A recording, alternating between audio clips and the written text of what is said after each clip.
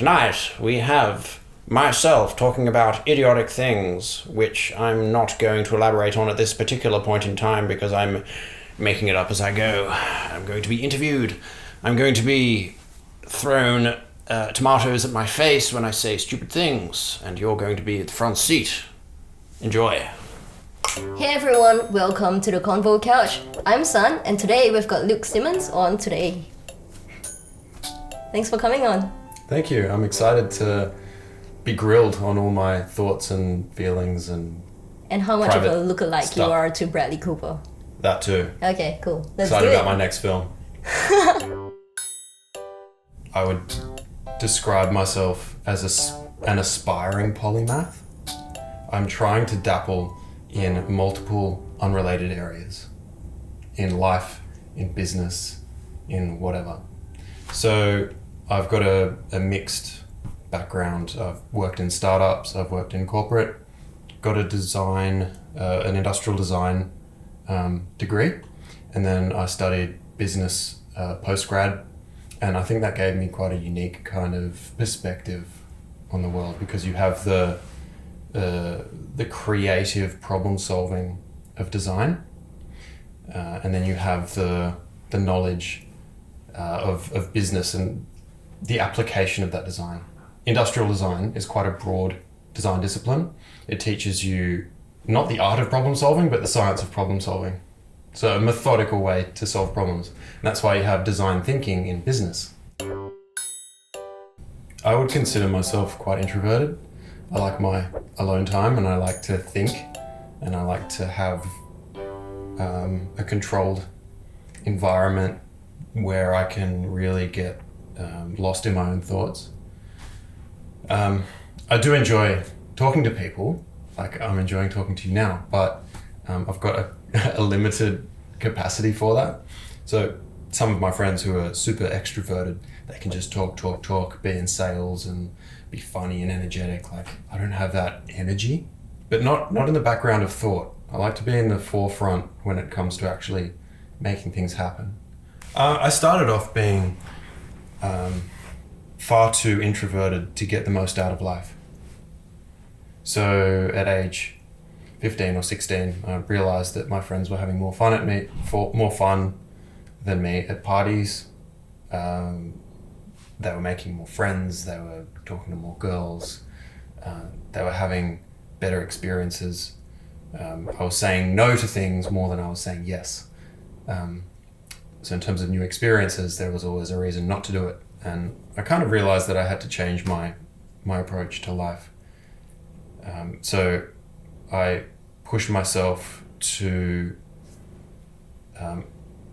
try and talk to new people at parties, to put myself in uncomfortable situations, to say yes to a scenario that perhaps I wouldn't have been comfortable doing, or that I would have never thought to do, or that I might not be very good at and make a fool of myself, but so what?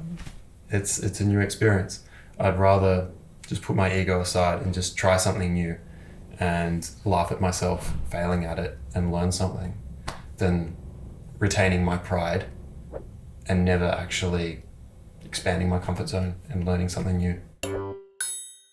When I went to boarding school at age 15, the high school that I went to, it has a campus in the countryside where year 9 students every year, when you get to year 9, you go and spend time there for 2 terms, so half a year. And you board in the country campus and you go hiking and mountain biking and you learn how to go from a boy to a man. A lot of guys that I went to school with, they didn't know how to make a bed or they'd never cleaned a toilet before, and this really forces you to get out of that. But I realized my shortcomings pretty quickly when I was in a dormitory of 20 guys. And there's no escape. You can't just go home. You're there and you had to make it work, and you're stuck with people that you don't like and they're stuck with you. And yeah, I realized that I wasn't very good with people, and that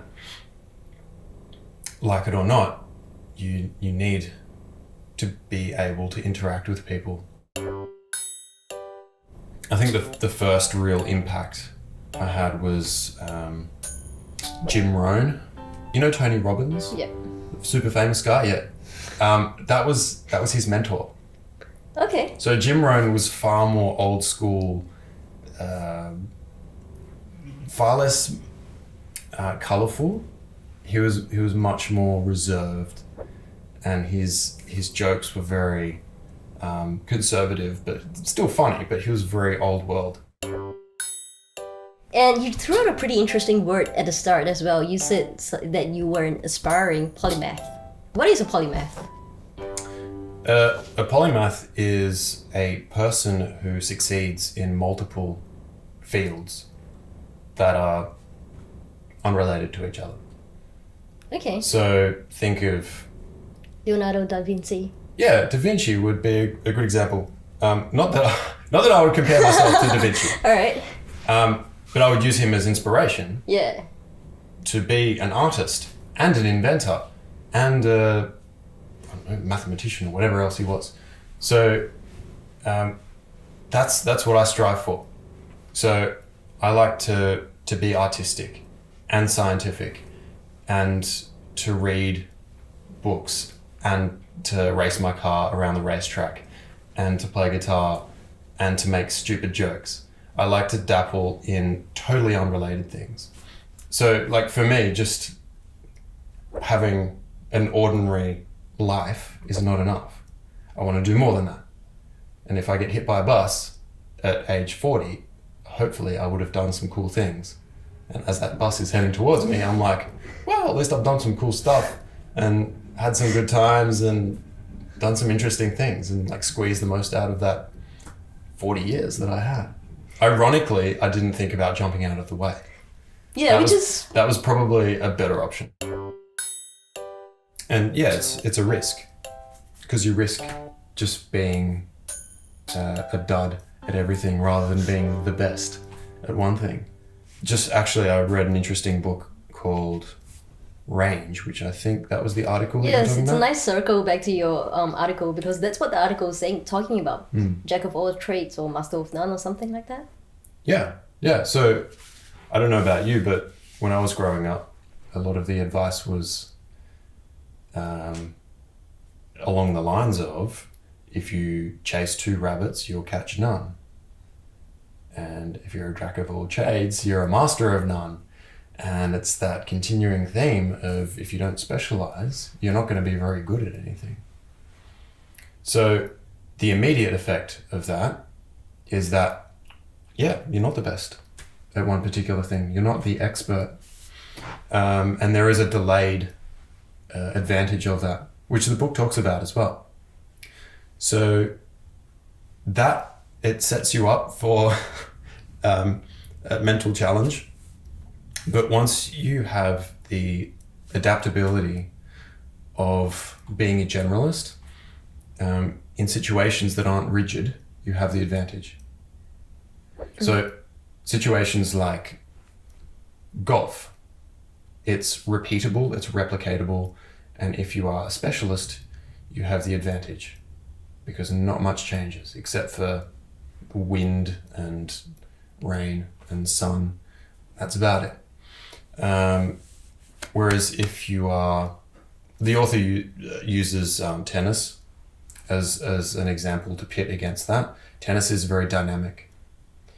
So you can take aspects from other sports into tennis and be inventive and respond to the changing environment, respond to the changing styles of your opponent. And that's where being a generalist is advantageous. So in life, things aren't fixed, things change. So in life and business, if you have multiple interests, multiple skills, and an adaptability, then when things change, which they inevitably do, you're not stuck in a single mindset. You can be resourceful, be inventive, get around the problem. I recommend you read that book. It's an amazing book. There's lots of examples. the actual raw ability to problem solve increases with greater exposure of variety. So there are various psychological tests that are cited in the book, but when people were given this abstract problem, they couldn't solve it, and then what's it called? Analogical reasoning? I think that's what it's called, using analogies. People who couldn't solve this abstract problem were exposed to a story that's totally unrelated about a fireman putting out a fire, and the way he put out the fire, they automatically just translated that to being another method for solving the first problem. They weren't told like, oh, hey, use this for this. The brain just naturally went, oh, that's how I can solve the first problem. The way the fireman got everyone to stand around the fire and throw buckets of water at the same time from different angles rather than just using big hose. So that's a very specific example. But the actual ability to problem solve in ambiguous situations goes up when you have a breadth of experience and just strange little bits of information to draw from medicine, from engineering, from the humanities, from that time I was a laborer on a building site and they used a vibrating machine to vibrate the concrete, and I can use that for liquefaction for this engineering problem. Oh, wow. You can just cross-pollinate so much more. So we used to have dorm raids. There were 4 dorms, and you wait till all the teachers have gone to bed, and you wait till no one's thinking about it, and then someone gets the conch and it's like, no, they didn't actually do that, but it was almost like that. And everyone like jumps out of their bed and they've got like war paint on and run into another dorm, and all the other dorms asleep, and you just go in and just wreak havoc. So you just like belt them with pillows and like overturn their stuff, and then before they know what's happened, you like run out and just like go back to sleep, and then the teachers are like, wow, and like running down the hill like, what's happened? Oh, I was asleep, miss, I swear. Did you guys ever get caught? I mean, you would have, I guess. Just generally the guys. Oh, there were other dorms that got absolutely destroyed. Like they just got all their privileges taken away. Because they did the raiding. Yeah. All right. So we were the subject of raiding once. No, I was the master smuggler with lollies. So I hid them in plain sight. We had teachers come in like in the middle of the night and they're like, right, lights on, it's contraband, search, no one move. And you're like, oh. And so people just get caught for having lollies and banned materials. It's like prison. Like people trade in cigarettes. I traded in lollies. Lollies, right. I hid them like in my, I had this box with like tools in it. And I filled up these boxes of screws and spare bike tires and things with lollies. So the teacher opens it up and it's like, all right, what am I looking for here? And I'm like, oh, well, sir, it's a nice set of tools here and these boxes of supplies, just don't worry about that. And that, it was just like right in front of them. Whereas if you hide it under the mattress, they look there. So, so yeah, like when we got the school bus, when it would take us back from Sydney to that campus, like I'd throw my sack of materials out the window into the bush, and then they'd search all your bags on the way in. Oh, nothing. And then, yeah. You'd like actually do that? Yeah, and then a day later I'd go back up the hill, like up the top of the driveway and like search around in the bush. Sounds like way too much effort. I felt like you sort of, somehow along the way you went along the right path of like, you know, working in society and everything rather than becoming a sort of a smuggler or kidnapper. To tell you the truth, I didn't really care about the lollies. It was literally just the thrill of outsmarting people who had like this ultimate control over everyone. Yeah. I really hate just having to follow authority and rules just for their own sake. And I resented being a child and having to do what you're told, and when you ask why, it's like, don't ask why, just do it. Why is the sky blue? The sky, I know why the sky's blue now. Okay, yeah. You're gonna explain all that to a child if they ever ask. Are you? I would, yeah. Okay. I would hope that my child would ask why the sky is blue, and I would hope that I had the resources to teach him or her about the question they asked. Wow. Like, I really believe in asking questions, and I will strive to never tell a child, don't ask me why. I think that's really damaging for a child's curiosity, for a person's curiosity. Okay. Always ask questions. Top 3 people that you admire, and I'll save my other one for now. Okay. I mentioned Elon Musk before, but I feel like he's a little bit of a cliche now. I mean, he's achieved a lot, but in terms of referring to people. And I did refer to Richard Branson, and I will cite him as one of the people that I admire. Reason being is that he's a business person and an entrepreneur in multiple regions, which is great. So you've got Virgin Media, you've got Virgin Active, you've got Virgin Space stuff. Would you say he's a polymath? I don't know if he's a polymath in terms of skills. I suppose that's a grey area, but he's got like that kind of mindset to him. But he also does stuff like sail around the world in a hot air balloon and cross the English Channel and breaking the record. Like, he does stuff beyond just business. So like Warren Buffett, for example, he calculates his numbers and he drinks his Coke or Pepsi or whatever he's famous for, and he eats his burger, and like, that's it. For me, that's not what I relate to. Whereas Branson is like, I'm going to parachute in from a helicopter into my wedding because it's crazy. Did he actually do that? Yeah. Oh, wow. Okay. I didn't Yeah, know so that. like that's what I aspire to be like. Obviously, he's got way more money than me, so he can just parachute out of a helicopter if he wants to.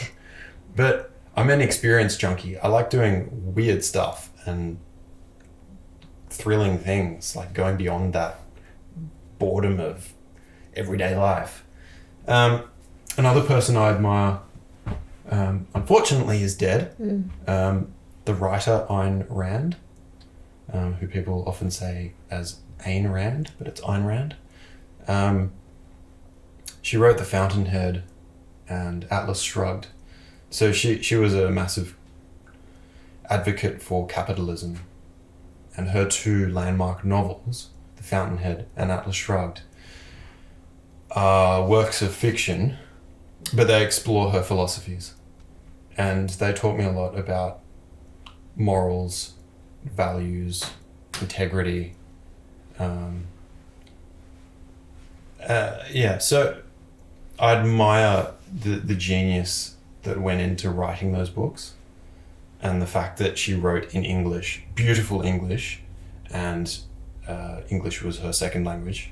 Well, she was born into Soviet Russia, where the communist regime tore apart the bourgeois social structure. So she saw factories being nationalized, prosperous factories run by wealthy families, being taken over by the government and then run into the ground. So she fled to America, where she saw the economy thrive through freedom, through freedom of speech, through freedom of action, within the law, of course, freedom of enterprise. And she was inspired by this, but also she had this bitterness towards communism, which drove her country into the ground. So she actually wrote an historical novel called We the Living, which isn't as well known, but it's about a young girl, or she's 18 or something, growing up during that Soviet revolution, that communist revolution in Russia, and it's historically accurate, and it's loosely biographical, but that gives you a real insight into that period in Russia. And like, I read that in Hawaii on a beach, and I was super warm, and I felt cold and barren, like I was in that cold, dark, snow-filled setting of Russia. Interesting choice of books, by the way, while you're on holiday. Yeah. I don't really see the point in like switching your brain off. Like you can, like other people might, and that's fine. That's their business. But I get enjoyment through still using my brain, just in different ways. So I don't mind reading an intellectual book. I can still find that relaxing. I think it's just like how you frame it. Like, oh, this is work, this is learning. Or, hey, I'm actually super interested in this. Hey everyone, thanks for watching this episode of the Convo Couch, and thank you to Luke for coming on today. That was great fun, and I thought about things that I haven't thought about for a long time. Okay. So thank you for that. That's alright, you're welcome. Anytime. It's called the therapeutic couch, in a way. I feel better. Okay, Yeah. I'm glad you do. Load off my chest. That would be $500, please. Awesome. I'm gonna leave. Don't forget to check out the links below to Luke's profile and subscribe too. See you next time. I'm in London with my friend George and walking along, and I see this dog, and the dog looks at me, and the dog's like, "What's up?" And I'm like, "Oh, that's a cute dog." So I go over and pat the dog, and there are these two homeless guys sitting down looking at me, and one's like, "You like my dog?" And I'm like, "Yeah, it's a cool dog." And he's like, "You look like the bloke out of that film."